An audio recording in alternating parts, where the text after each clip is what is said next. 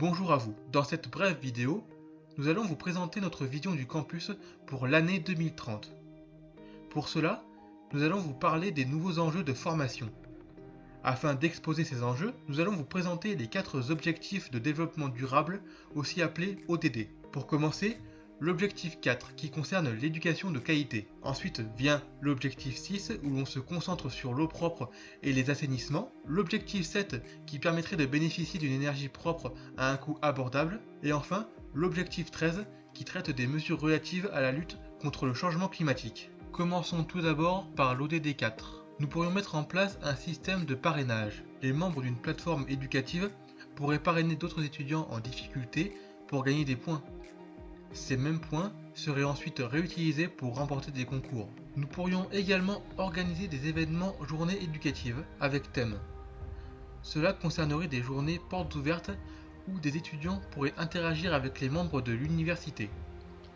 Il serait alors possible pour ces étudiants de mieux connaître la formation qu'ils souhaitent intégrer. Il serait également possible d'envisager une collaboration avec le Fab Lab.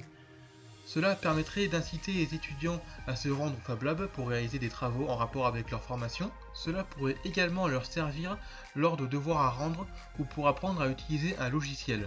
Considérons aussi la possibilité d'organiser des conférences. Des réunions organisées par le personnel de l'UUT permettraient d'informer les étudiants au sujet des cours ainsi que des aides qui leur sont proposées. Et enfin, pourquoi ne pas installer des pistes cyclables ? Ces pistes cyclables seraient éclairées et permettraient de guider les étudiants qui possèdent un vélo lorsqu'il fait trop sombre. Comme cela pourrait être le cas en hiver, où les journées sont plus courtes et donc où l'obscurité survient plus rapidement. Pour ce qui est de l'ODD 6, eau propre et assainissement, notre équipe aimerait mettre en place des cagnottes en ligne afin de récolter des fonds dans le but de les reverser aux populations qui rencontrent des difficultés sanitaires au niveau de l'eau. Cette cagnotte serait tenue par une association d'étudiants dédiée aux questions de solidarité dans tous les campus de France. Ensuite, nous avons pensé à faire des événements qui mobiliseront tous les personnels et étudiants des universités dans le but de récolter des fonds qui seraient reversés à des ONG comme Vision du Monde pour aider les populations en difficulté à avoir accès à une eau saine. Par exemple, nous pourrions créer des campagnes publicitaires auprès des campus pour les faire participer à des courses solidaires comme les 6 km pour l'eau organisées par Vision du Monde. Nous avons également remarqué qu'une partie de la consommation en eau des campus était gaspillée à cause des robinets. Les robinets manuels plus précisément, car certains étudiants oublient encore de fermer les robinets une fois qu'ils ont fini de les utiliser. Ainsi, nous aimerions que d'ici 2030, tous les campus utilisent des robinets automatiques pour réduire ce gaspillage, ce qui serait un gain écologique et économique pour les universités. Penchons-nous à présent sur l'ODD 7. Tout d'abord, l'université pourrait louer des gyropodes et des trottinettes électriques aux étudiants.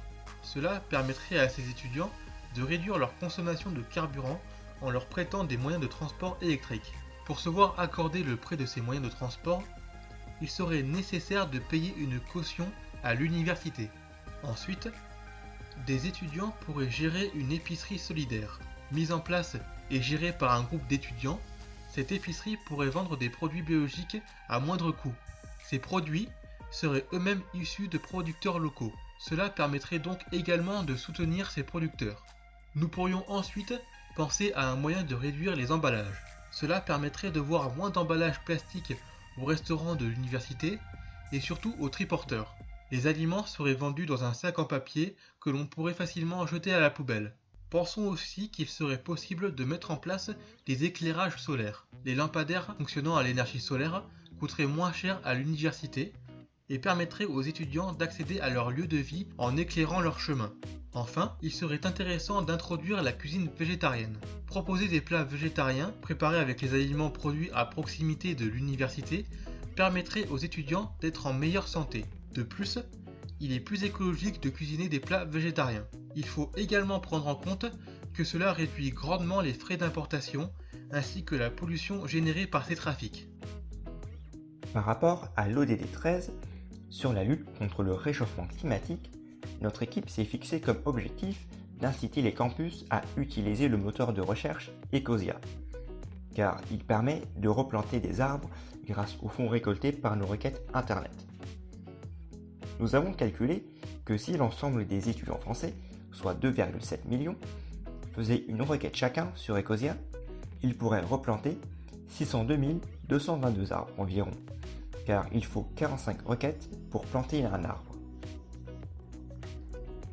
Nous aimerions également mettre en place des composteurs pour récupérer les déchets organiques des restaurants universitaires, car beaucoup d'aliments non consommés dans ces restaurants finissent dans nos poubelles.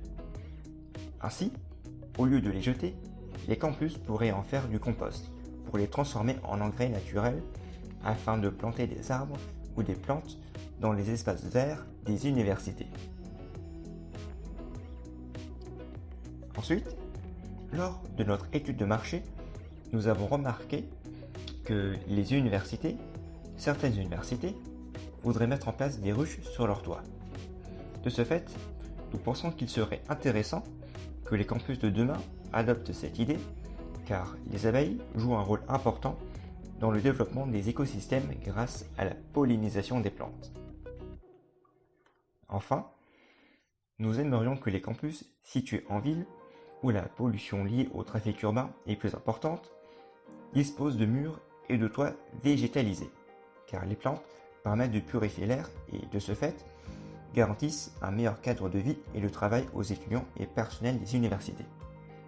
Par exemple, selon une étude menée par Monde des grandes écoles et universités, en 2017, 72% des étudiants étaient prêts à refuser un emploi dans une ville si l'air y était de mauvaise qualité.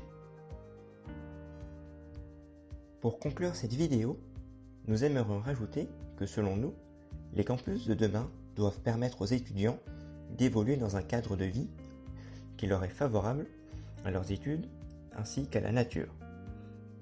De ce fait, pour allier ces deux objectifs, nous espérons qu'une culture du respect de l'environnement se créera dans les universités pour que chacun se sente responsable vis-à-vis de son entourage. Merci de votre attention. Nous espérons que cette vidéo vous aura fait comprendre notre vision du campus de demain.